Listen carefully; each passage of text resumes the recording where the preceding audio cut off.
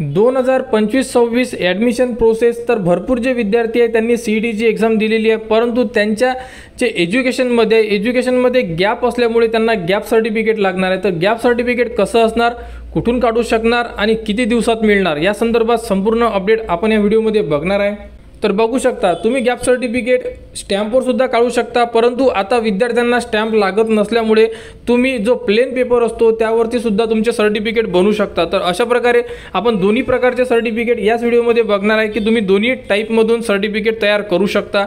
तर बघू शकता अशा प्रकारे एक प्रतिज्ञा लेख राहणार आहे आणि यामध्ये अशा प्रकारे प्रति राहणार आहे, जे नायब तहसीलदार अशा प्रकारे संपूर्ण माहिती राहणार। यामध्ये जे प्रशिक्षणार्थी आहे म्हणजे स्टुडंटचे नाव, त्यानंतर इथे वर्ष, विद्यार्थ्याचा ॲड्रेस राहणार, तालुका, जिल्हा, त्यानंतर अशा प्रकारे ॲप्लिकेशन राहणार आहे महोदय आणि विद्यार्थ्यांबद्दल संपूर्ण माहिती की त्यांचं जे गॅप आहे ही कशामुळे आलेली आहे। बघा मी खालील सही करणारा मौजे म्हणजे इथे विद्यार्थ्याचे जे गावाचे नाव, येथील कायमचा रहिवासी असून सत्य प्रतिज्ञा लेख करून देतो की माझे शिक्षण म्हणजे इथे कॉलेजचे नाव लिहावं लागेल, तालुका, जिल्हा, कॉलेजचा, येथे B.Ed जे तुम्ही एज्युकेशन करत असाल, B.Ed असाल किंवा XYZ जेही एज्युकेशन असेल, सन 2023-24ला 3ऱ्या वर्षात शिकत असताना मी नापास झालो असून त्यानंतर सन 23-24 या 1 वर्ष शैक्षणिक वर्षात मी घरीच होतो। वरील कालावधीमध्ये मी कोणत्याही शाळा, कॉलेज, महाविद्यालयामध्ये प्रवेश घेतलेला नाही, तसेच शासकीय शिष्यवृत्ती घेतलेली नाही, तसेच वरील कालावधीमध्ये कोणत्याही शासकीय अथवा निमशासकीय सेवेत कार्यरत नाही, तरी मला पुढील शिक्षणाकरिता गॅप सर्टिफिकेटची अत्यंत आवश्यकता आहे।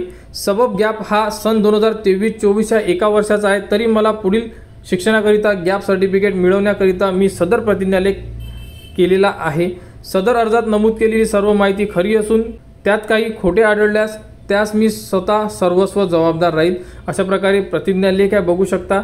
यामध्ये जे सत्यापन हे ऑटोमॅटिक तुम्ही जिथून काढणार हे तिथून तुम्हाला संपूर्ण माहिती अशा प्रकारे टाईप करून देणार। फक्त तुम्हाला थोडी माहिती विचारणार की कोणत्या वर्षी तुमची गॅप आहे, त्या प्रकारे तुम्हाला जे वर्ष आहे तुमचं, जर तुमची गॅप समजा 3 ते 4 वर्षाची असेल तर तुम्हाला स्टार्टिंग इयर जसं 2020 पासून ते 2025 पर्यंत जर तुमची गॅप असेल तर अशा प्रकारे लिहिण्यात येणार की 2020 ते 2025 या 4 वर्षामध्ये किंवा 5 वर्षामध्ये गॅप आहे आणि यामध्ये कोणत्याही शासकीय किंवा कोणत्याही योजनेचा लाभ घेतलेला नाही आहे। अशा प्रकारे त्यामध्ये संपूर्ण माहिती लिहून देण्यात येणार तुम्हाला।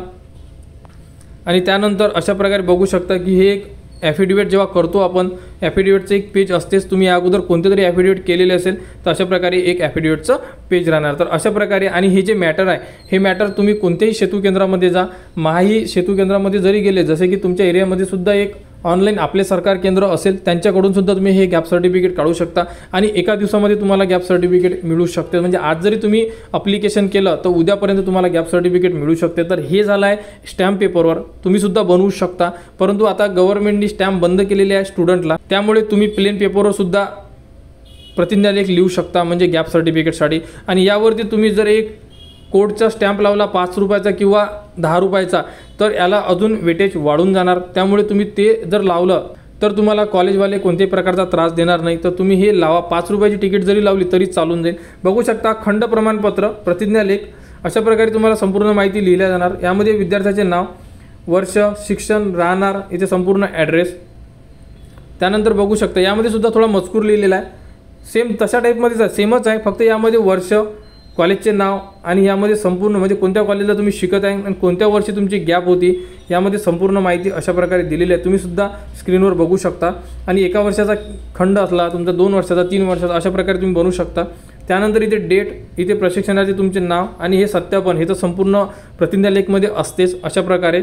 आणि त्यानंतर बघू शकता की एक ॲफिडेविटचं पेज, हे तर तुम्हाला माहितीच आहे की संपूर्ण फॉर्मसोबत हे ॲफिडेविटचं पेज लागते।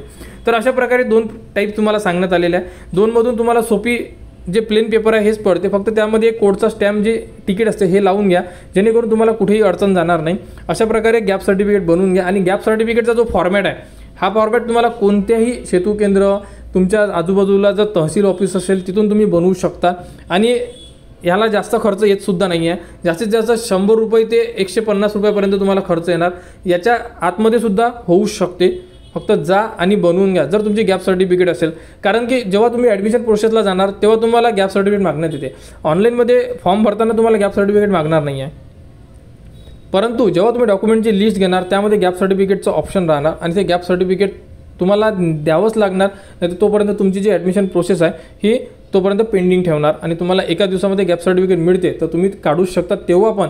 परंतु नंतरचा त्रास घेतल्यापेक्षा जर तुम्ही आता काढलं तर तुम्हाला वेळेवर कोणताही त्रास होणार नाही आहे. आणि गॅप सर्टिफिकेट जेव्हा तुम्ही सबमिट करणार ॲडमिशन प्रोसेसला, तर त्या गॅप सर्टिफिकेटची एक कलर कॉपी झेरॉक्स स्वतःकडे काढून ठेवा. कारण की जेव्हा तुम्ही स्कॉलरशिपचा फॉर्म भरणार तेव्हा तुम्हाला गॅप सर्टिफिकेट मागणार आणि भरपूर जे विद्यार्थी आहे ॲडमिशनला देऊन देतात आणि त्यांच्याकडे नसते तर त्यांना स्कॉलरशिपसाठी परत गॅप सर्टिफिकेट काढायचं काम पडू शकते. त्यामुळे जर तुमच्याकडे एक कलर कॉपी झेरॉक्स असली तर तुम्ही ते सुद्धा स्कॅन करून तुमचा फॉर्म भरू शकता स्कॉलरशिपचा. आणि संपूर्ण ज्या अपडेट आहे वेळोवेळी आपल्या चॅनलवर देण्यात येणार. त्यासाठी आपल्या चॅनलच्या कनेक्टमध्ये राहा, चॅनलला सबस्क्राईब करून ठेवा जेणेकरून संपूर्ण अपडेट तुमच्यापर्यंत पोहोचल्या पाहिजे.